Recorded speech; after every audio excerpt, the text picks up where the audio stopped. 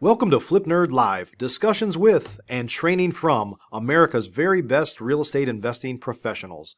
We meet live twice a month to discuss what's working now and get your questions answered. We broadcast live inside of a private online community, which you can join for free by visiting flipnerd.com/live. Let's start today's show. What's up, everybody? Hey, welcome to today's show.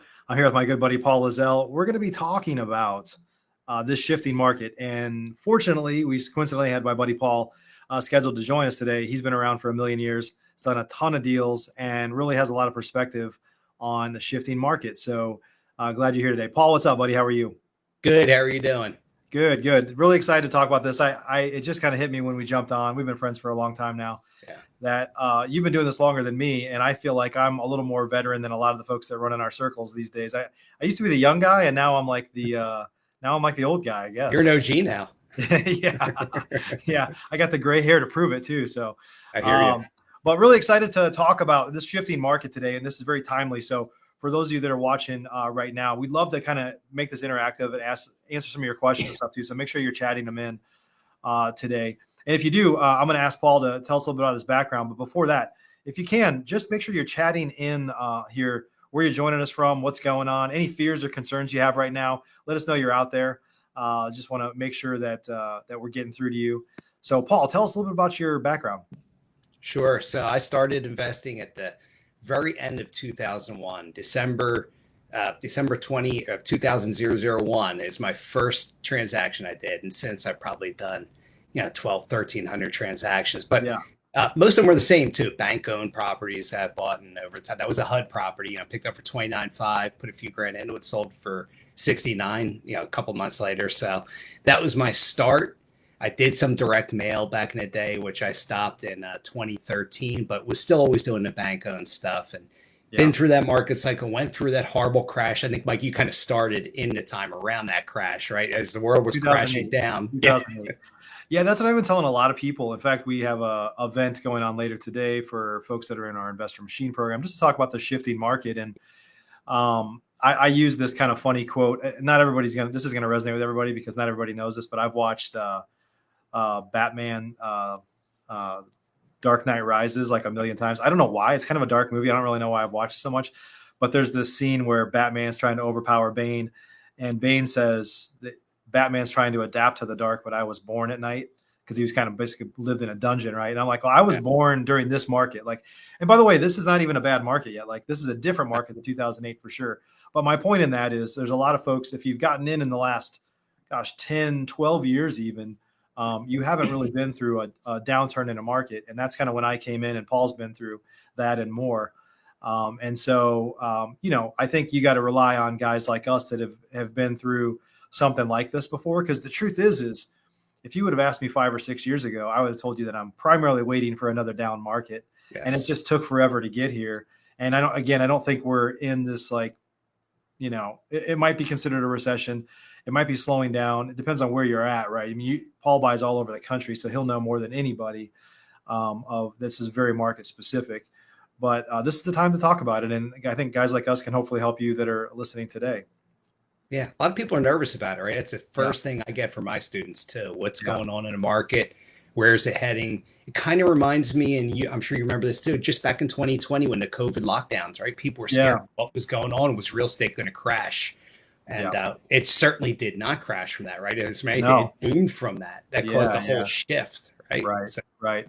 And the truth is, I think people need to separate. If you're a newer real estate investor, you have to remember you have to separate the retail market from the kind of wholesale market, right? I mean, at the end of the day, so Paul buys a lot of stuff at auction, and he'll probably talk about that today. That's really his primary model, is buying at online auctions. But I've been a Main Street guy, like buying, marketing to people and buying direct from seller for 14 years. And the types of problems that people have, death, divorce, inheritance, problem rentals, all those things, like those things don't ride market waves. Like, they're happening all the time. People are not saying, I was going to die this year, but the market's kind of down, so I'm going to hold off on dying. Like, those problems are still happening. Those people still need help. And now, a word from our sponsors. Investor Fuel is America's #1 mastermind community for professional real estate investors, where hundreds of the top investors from across the country come come together to build stronger businesses and stronger lives. Our community is about giving and transformation. If you're ready to take your business to a whole new level, please learn more and schedule a call with us today at investorfuel.com. Investor Machine is the nation's #1 done-for-you lead source for professional real estate investors, serving many of the highest performing and most respected real estate investors in America. We use a unique approach to data that is truly unlike anything else on the market, then execute your direct mail and skip tracing campaigns for you. Markets are filling up quickly. If you'd like to learn more about our world-class service, please visit investormachine.com. Find out why over 7,000 real estate investors and agents have chosen Carrot to build their website to attract and convert more online motivated seller leads. Visit flipnerd.com/carrot to learn more about how Carrot can help you. From investors like us. And so our time really, and the truth is some of those things get worse because people start to have some financial issues, right? Right. And so that creates opportunities for us. Again, we don't wish those things on anybody, but it's the reality of the world we live in, right, Paul? Totally is. And the unfortunate side for real estate investors like us is we actually thrive in a down market more than we do in a boom market like this, right? We make more money. We have way more opportunity, but at the same time, it's a lot of pain going on for people. So we definitely don't enjoy that perspective. But we're just hitting a shifting market right now. And we're in a market like we've never had before. We still have fairly low inventory, especially in those hot markets like Dallas, where you are, in Florida and Arizona and Tennessee and even South Carolina, North Carolina, which are kind of the markets people have been moving to the most, recently anyway, over the past year. And we'll continue to, right? If you live in California and your job is a little less stable now, and all of a sudden they're just the state or city government, whatever you live in, is like, you know what, it's a good time to raise taxes now because their revenues hit, and they think, well, a lot of those blue states are like, let's just tax them more. Like, we've got to find a way to get more revenue out of these people. People just start to move up their pace of moving to states like Texas and Florida and Arizona even faster, right? Absolutely. And being able to work from home for a lot of people has really just pushed that more. If you think about it, it's probably a perfect storm of 3 different factors causing this exodus, right? You have the baby boomers, the biggest generation right now that we have, retiring and going to the Sun Belt, right? So that's one. COVID, the lockdowns, and what the governments did in the Northeast, especially, and, up in Oregon, all these different areas, Michigan, that locked down so much. People like myself, I'm actually a factor of that, right? Because I decided to move a year ago to Florida from Pennsylvania because Pennsylvania had crazy lockdowns. As a matter of fact, we were the only state in the union to stop real estate in 2020 in April. They actually the governor shut it down, the only state in the union to do that. So a lot of things like that push people like me out. Politics, taxes, rising cost of everything. And again, a rising cost of food, of fuel, and everything is shifting people down to those less tax states where they have lower cost of living too. So there's a lot of factors, like 3 different factors going in here, pushing more and more people that way. So even when other markets are switching, like we are seeing that more in the Northeast.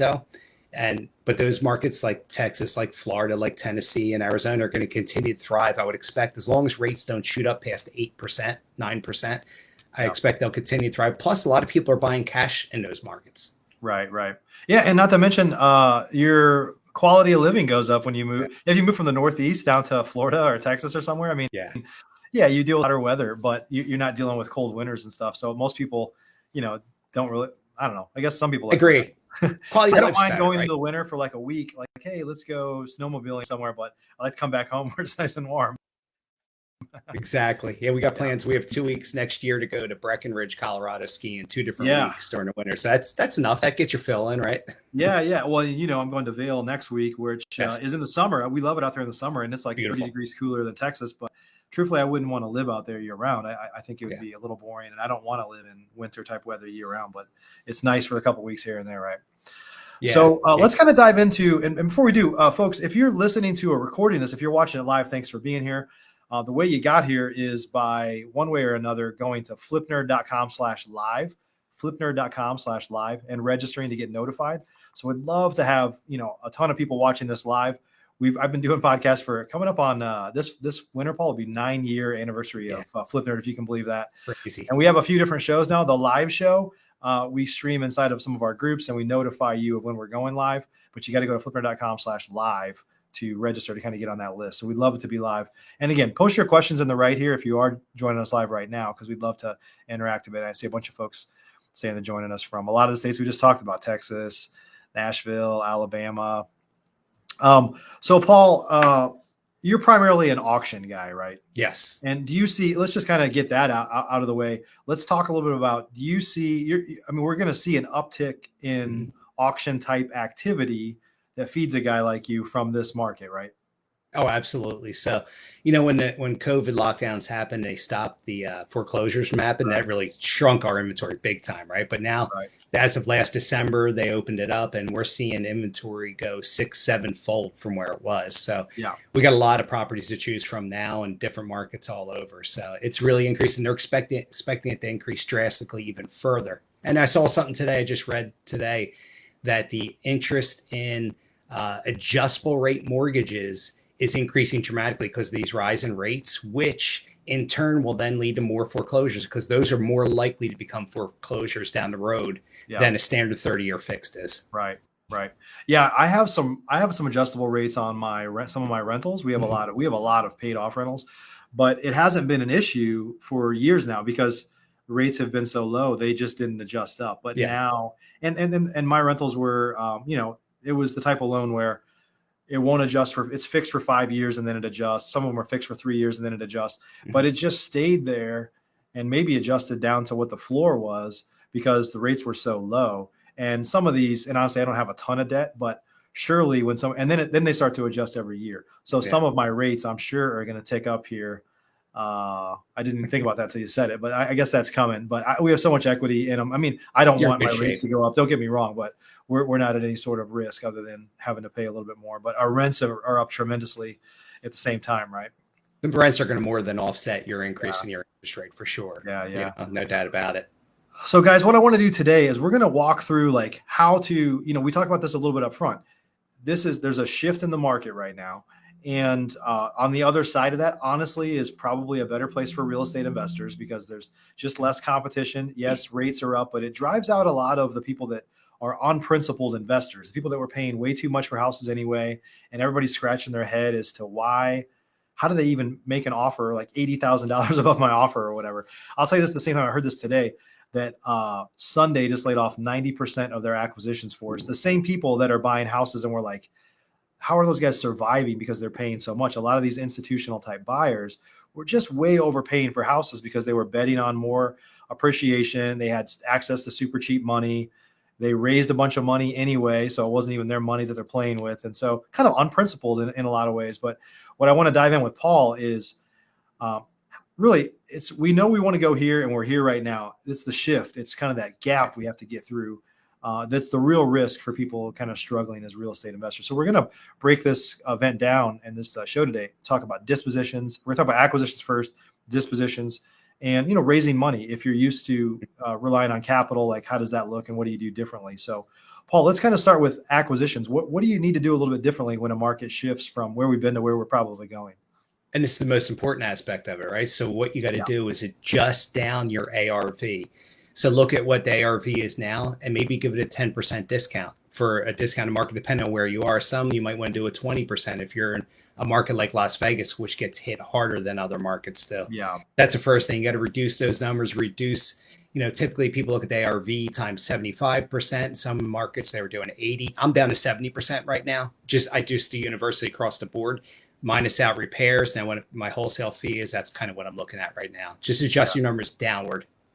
Yeah. And on top of that, we'll talk about dispo in a little bit, but just consider what you're going to do with it before. I think at the end of the day, when you're acquiring properties, like your disposition strategy, which we'll talk about in a minute, might change your acquisition strategy, right? Because generally you probably want to be doing a little less retail activity or certainly less really high-end rehabs for sure. So just when you're buying a property, you have to think about what you're changing on the dispo side. Also with acquisitions, for those of you that are buying direct from seller, sellers know now, right? You just talk to them a little bit differently. I think they've been in a position, it's been a seller's market for a long time now, to where they seemingly can't go wrong and they're going to hold on forever. Part of this gap or this shift we're talking about to kind of get over is that sellers are still, listening to what they've heard for the past several years, is that they're holding the gold, right? It's going to take them a couple months to come to terms with maybe your property isn't worth as much as it was before, right? So Yeah. just keep that in mind. And I'm not saying to inject fear into the conversations, but you've got a little bit more control over that lever now to talk to them about the market is shifting. You've probably seen it in the news. Stock markets has been hit tremendously this year. Mm-hmm. And, housing is rates are up. And so the values of housing are likely going down. And again, I'm not saying to inject fear into people, but use that to your benefit a little bit to say that you need to come my way a little bit here because the market is not where it was and it's not going where you thought it might have been before, right? Yeah. You want to create some FUD with the sellers, right? Fear, uncertainty, and doubt. Yeah. And what you have is high gas prices, high cost of living, inflation going through the roof, Right. recession's looming. So the more you push that to the sellers, say, look, we just can't do the numbers we were going to be doing before because now our buyer pool was dropped. Just with the rate increase, I read an article where 9 million buyers fell off, mostly first-time home buyers, right? People who were less qualified. 9 million is still a pretty decent chunk of change for amount of people looking to buy a home. Yeah. And, in the last market, well, let's talk about the differences between this market and the last market is in the last downturn. And Yes. again, I'm not saying that there's this massive downturn right now, like time is going to tell. But what I don't want is people to kind of freak out like, oh my God, the sky is falling. It's not falling. Like It's not. There's a better opportunity ahead. This is what separates the men and the boys, or the women and the girls, I'll say, is getting through this time, because there's a pot of gold on the other side of this gap we have to get over here. Is in the last market, there were a lot more people with like no equity, right? They bought it. Now, if you're talking to people right now that bought in the last couple of years, they might have an equity issue, but there's a ton of people, the types of houses that we typically market to, that they've owned for a long, long time. And those people, even if the market comes down, they're still selling it for like way more than they would have even just a few years ago. And then of course the hope is that they didn't refinance and pull all that out. Right. But I think the difference now, and you're probably seeing this on the auction side too, is that people, they have a lot more equity in their houses than they did during the last downturn. Oh yeah, a lot more equity. So that'll reduce foreclosures a little bit too. No doubt about it. I mean, it's all going to be a fact, but it's so different from last market that you don't have Nina mortgages, no income, no assets, right? No job. People were getting them. There were all these adjustable rates that were crazy and shooting up wild after, 6 months or 12 months or 2 years, whatever the period was. So you don't have those same type of mortgages out there. So you won't have the ravaging of the market that we had back then. We do have more equity, like you said, so people have more options. Back then, they didn't have the same amount of equity. And even though, but it's going to bring new opportunity too, right? So the biggest new opportunity, I think, for us, and it could become a great time to build a big rental portfolio using other people's money. Basically, if you could take property subject to with people that have 3-4% mortgages, you're going to be in very, very good shape. Give them some money to walk away, and then keep those current mortgages in place. So there's going to be huge opportunities for people doing that too. It's something actually I'm even looking at potentially marketing to here down the road as we go along another year or two down the road, probably. But that's going to be a big opportunity for people. But it's far different than that last market was, where you had that big crash, huge amounts of unemployment. The stock market lost 50+% of its value, and that basically that was what brought about the advent of another class that I like called cryptos, when Bitcoin was brought out in 2009. So that's a whole other thing we'll talk about, but that market's been crushed too. Yeah, no doubt. So let's talk a little bit about Dispo. And by the way, if you guys have any questions on acquisitions, we're kind of moving on now, but chat them in. Like, maybe just tell us about what you're doing differently here. We've got some folks that are watching us live. So on the Dispo side, Paul, what are some key things that you do a little bit differently, or that you recommend doing as we kind of shift into more of a buyer's market from a seller's market? So normally what we would do right now, and it's probably the same thing everybody else has been doing out there, doing a little bit of wholesaling, right? Clean the place up, get it mortgageable, resell it, make a nice little profit. So that a lot of that's going to potentially be going away. So you might not be able to just throw it on the MLS unless you throw it on the MLS at a very big discount where you get people in there. It's got to be mortgageable too, right? For that. I think we're going to have to switch to what we're planning on doing more. We're already trying to build the buyers list up even more, because the buyers list we've had over the years, there's people that fall off that list and aren't in real estate anymore. So now you got to constantly get new buyers lists, update them. And then when you get properties, just start marketing that way. Really social media is going to be, it's been and is going to be the big play for the future. whether it's on Instagram, where you're going to catch that millennial generation and Generation Y, right? That's going to be a big play. And not the old traditional stuff, newspapers, maybe not even postcards as much, but online, a lot more is, I think, going to be online focused for dispositions. The more you could do with that, the better. Now, if you're in areas like we've been in the Carolinas, where you have older populations, aging populations, social media doesn't work as well. Right. So then you have to go old school like we do. We actually do newspaper ads in a lot of those markets to sell properties, believe it or not. So you got to get creative depending on what market you're in. I see some people in Nashville in that market, tremendous market, still booming. And for people who feel like they're getting priced out of the Nashville market, just do another ring around Nashville, about half an hour to an hour out. And don't worry, in the next 10, 20 years, that area will build up and be grown out too. So keep on looking for different markets. Yeah. The main thing with Dispo is just like, think of these like levers you have of like, where's the risk at, right? You got to pull like, let's like lower the risk there. It could be on, if you're used to doing, I have a bunch of friends, some of our buddies in Investor Fuel are guys that are doing like their average rehab is $100,000 rehab, like really high end stuff, tearing it down to the studs and building it back up. And it turns out beautiful properties, but that's clearly more risky than say, certainly a signing. I mean, or even in the middle there, like wholetailing, it's just more risky to do those heavy rehabs. If you're in a market that, especially if you're rehabbing to a point, and I have some, friends that do this too. And I always knew that theirs is going to be the first to get hit. If their model is to try to become the new high comp in the area, I've always been a guy that's like, look, I don't want to beat everybody. I just want to join them. Like, I don't want to create something that's never been done before. I don't want to blaze new trails. I've got enough arrow wounds in my back already. I just want to do something that's already been proven and just try to like, get myself right in that middle price point. And if we get more than that, then that's just gravy on top, but I never banked on that. Right. And so I think kind of pulling back on how heavy of rehabs you do, especially if you're in a market that has had a big run up because it's got a little more room to fall. And, perhaps doing more kind of downstream strategies, like assigning a little bit more. If you're doing a lot of rehabs, maybe doing a little more wholetailing, just kind of pulling back on basically the speed of the transaction, like stuff that is faster cash to cash. You agree with that, Paul? I agree with that 100%. So we used to be back, go back to 2009 to 2017, 2018. We were really focused on wholesaling. About 80% of our business was wholesaling, 10% fix and flip, and about another 10% buy and hold or owner financing. Now, and then we switched opposite. We went to about 20% wholesaling, if that, at the peak. And now we're going back the other direction. We're close to 50-50 now where we're going. We're planning on doing a whole lot more in a wholesaling perspective, and probably we'll get back to that 80-20 within the next year or two. Yeah. I think the important thing to think about, because Paul, you were a finance guy too before you got into real estate. And my wife, who used to be an investment banker, is just to think about like how to shift through different markets. Like, let's just assume if you were an investor in the stock market, you don't completely pull out of the market and stop investing. You just shift your strategies around. You're like, I'm going to move into something that's a little more conservative. I'm going to move into something that's a little more speculative, like whatever that might be based on where you are in life. Like, how much runway do you have left before you want to retire or quit the game? And based on what's happening in the market, right? You don't need to pull out. You need to just like shift what it is that you do, right?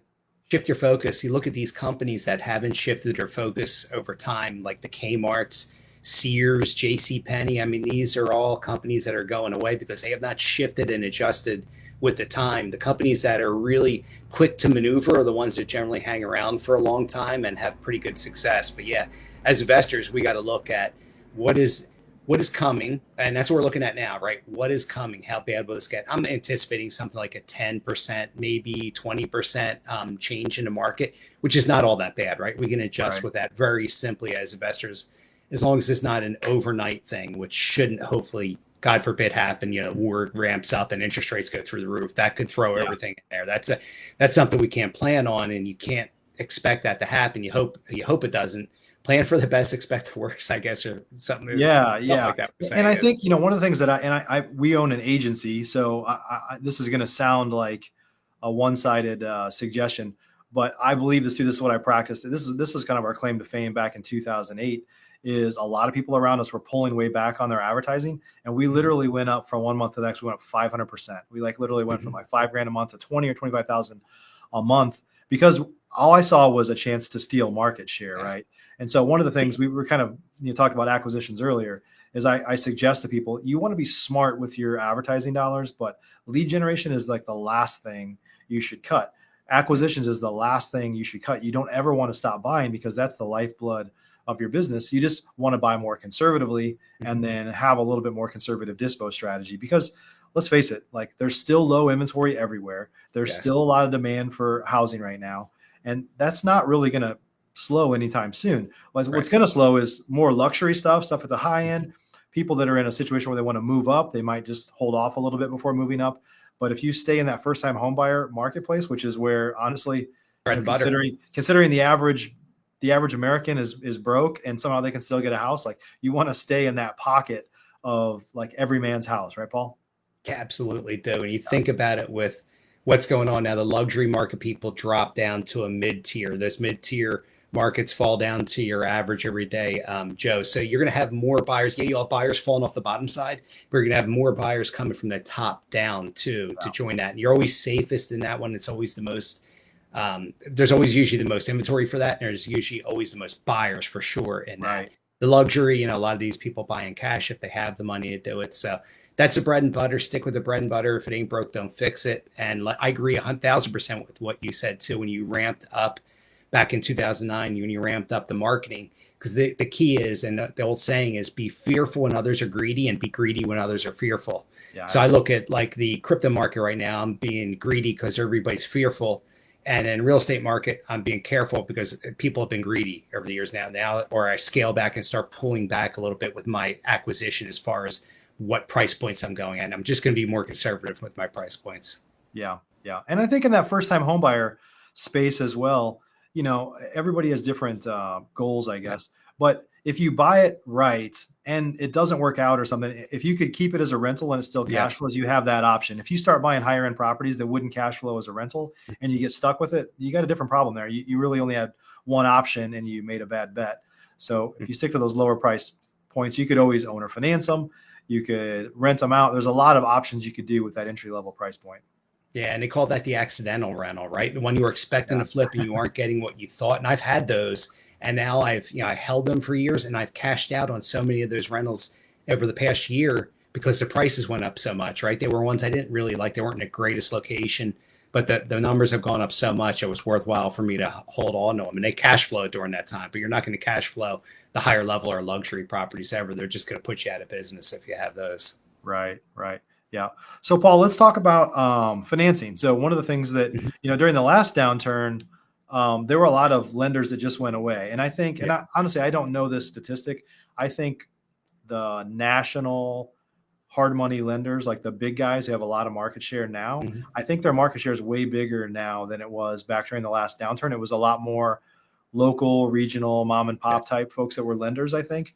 And these national guys are smart, right? I mean, these are Wall Street guys, and they know how to hedge their bets. They just kind of are raising rates based on what they can because they're reselling most of their loans, right? Yep. So I feel like in the last market, a lot of lending went away. I think all that's going to happen this time is they just change their prices, right?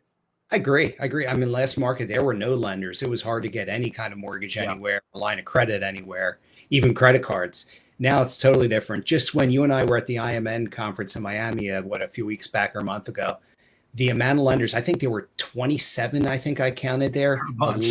There was a bunch, right? Last time I was there were 7. And that was in 2018. So that wasn't too long ago, right? So the amount that people have gone in that space, like you said, they're Wall Street people. They've created these funds and they'll just adjust their prices up, like you said, to still sell these mortgages out. There's still going to be an appetite for buyers out there for these mortgages because they are generally great performing assets, right? So they're going to be out there. It's going to be a little bit easier for investors as the market shifts and change to find a lender that works for you in whatever market that is. National lenders, right? Because we use mostly national lenders. It's going to be a little bit easier to navigate through the next downturn than it was the previous one, which is great for us. Yeah. And in 2000, people are, if you haven't been around for a while, like you think rates are really high, but let's just say from an investor standpoint, in 2008, and I was fortunate to build a relationship with a couple of banks, and we had some friend and family type money, like private money that we used.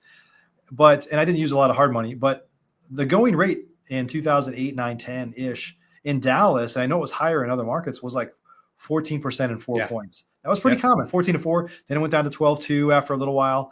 And these rates lately, and partly because a lot of the national lenders came in and they have access to cheap money because they're really good at raising money. I mean, they really beat each other up over rates over the last 5 or 6 years to get rates down to like 7.5 a point and stuff like that. Like that's was kind of unheard of, right? So if rates go up a little bit, you just have to bake that into your model to make sure you're buying low enough to offset those new rates, right? Yeah, totally. I mean, I remember those days too. I remember back in early 2002, three time frame when our local hard money lenders, they call them, were 15% and 5 points. Yeah. And then when you had experience, you got down to say 13% and 3 points. So you weren't dropping a whole lot with that. And now all those guys are out of business because these national guys have come in and taken all their market share. But you're also leading into something that's really important to always have too is private lenders, right? You talked about having private lenders. We have them. We're still adding more because that's the easiest access to capital. And right now, it's never been easier since I'd say 2009 to raise money because the market has been dropping, stock market's been dropping. So people want to know where they can put their money, still make a return on it, not have the risk of the stock market. And right now, the last man standing is real estate, right? Real estate is still the one asset that's still standing and still going strong, despite the fact that there's a little bit of headwinds going in our face. Yeah. And I think, not everybody, you can never like broad brush this and say this is how everybody feels, but there's a lot of people that are afraid of the stock market. I mean, honestly, my wife used to be an investment banker. I was a finance guy.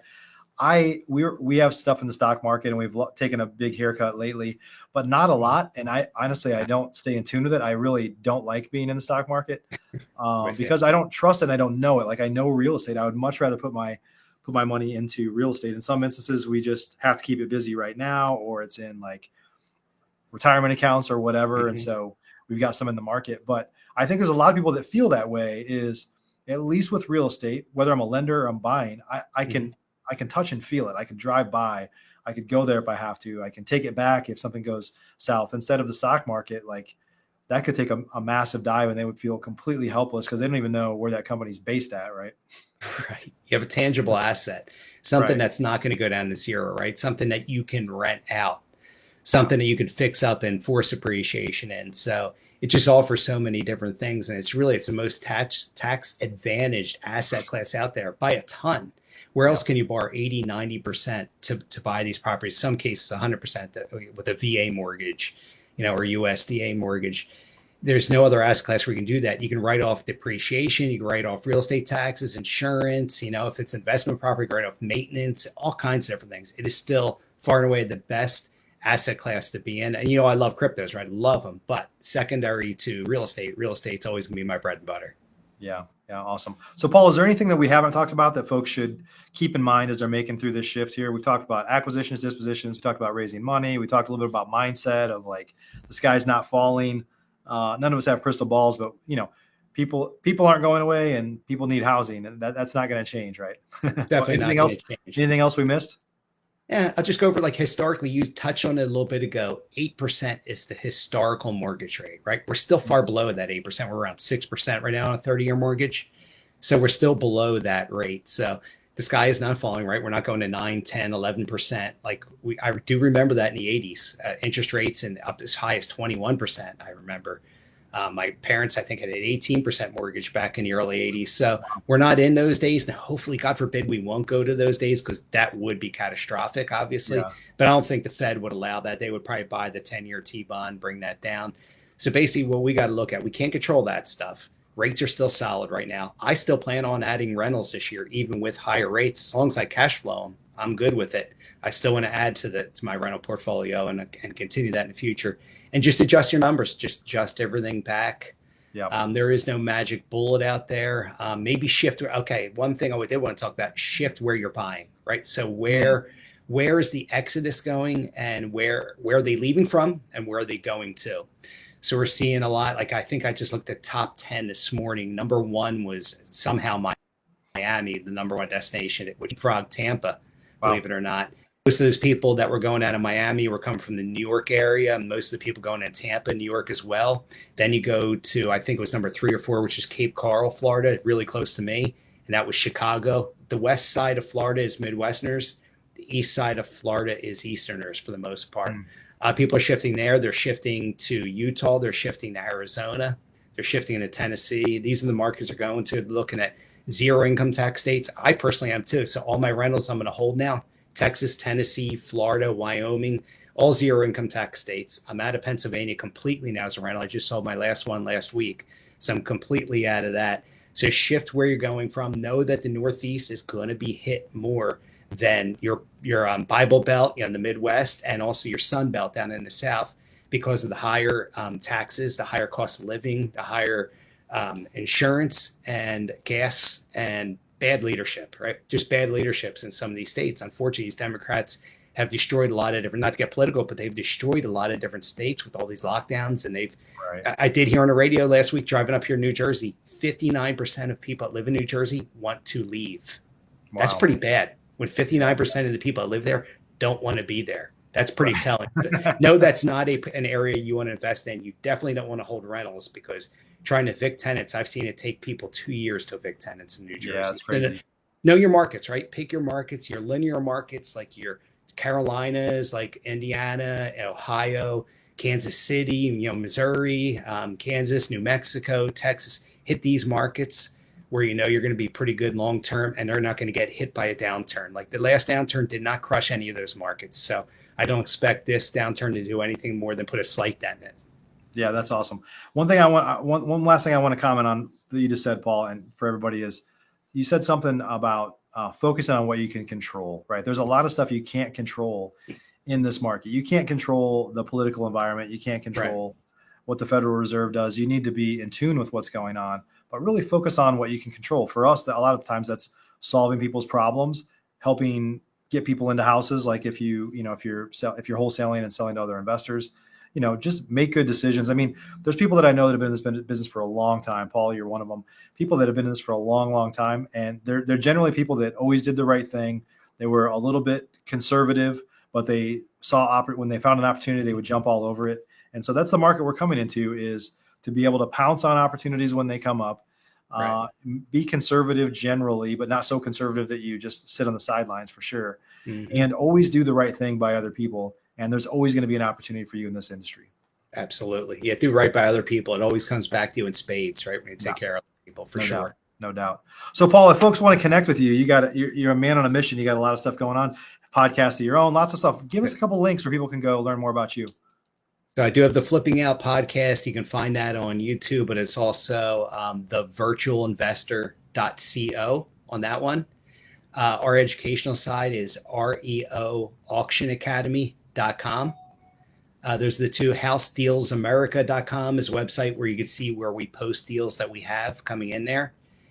We're doing a lot of joint venture stuff with our students right now, and they're having real good success with it, just because the inventory is going up so much in these auctions, and they need a resource that they can depend on. We're giving them, we're invested in this deal too.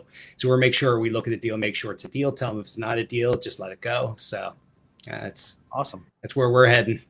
Good stuff. Well, hey, Paul, thanks for joining us today. Everybody that joined us live, hey, thanks for being here.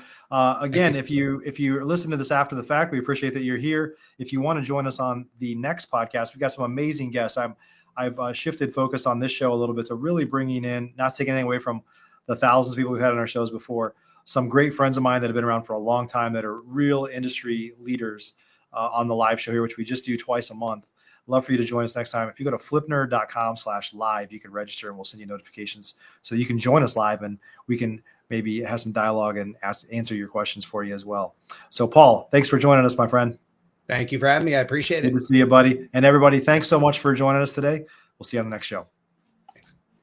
Thanks for joining me on today's Flip Nerd Live. To get access to our upcoming interviews with experts and get your questions answered and join our free online community, please visit flipnerd.com/live. Thanks again to our sponsors. Investor Fuel is America's #1 mastermind community for professional real estate investors, where hundreds of the top investors from across the country come together to build stronger businesses and stronger lives. Our community is about giving and transformation. If you're ready to take your business to a whole new level, please learn more and schedule a call with us today at investorfuel.com. Investor Machine is the nation's #1 done-for-you lead source for professional real estate investors, serving many of the highest performing and most respected real estate investors in America. We use a unique approach to data that is truly unlike anything else on the market, then execute your direct mail and skip tracing campaigns for you.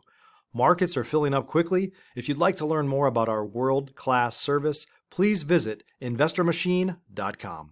Find out why over 7,000 real estate investors and agents have chosen Carrot to build their website to attract and convert more online motivated seller leads. Visit flipnerd.com/carrot to learn more about how Carrot can help you. We look forward to seeing you on the next Flip Nerd Live Real Estate Investor Training. Please make sure to join our free community so you can join us live at flipnerd.com/live.